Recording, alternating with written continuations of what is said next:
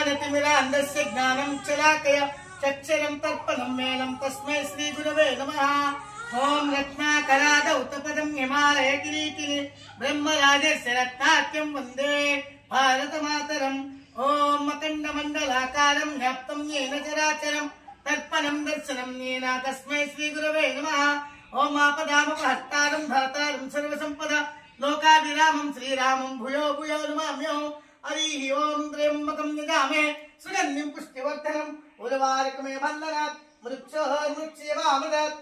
ओम महामृत्युंजय देवताभ्यो नमः।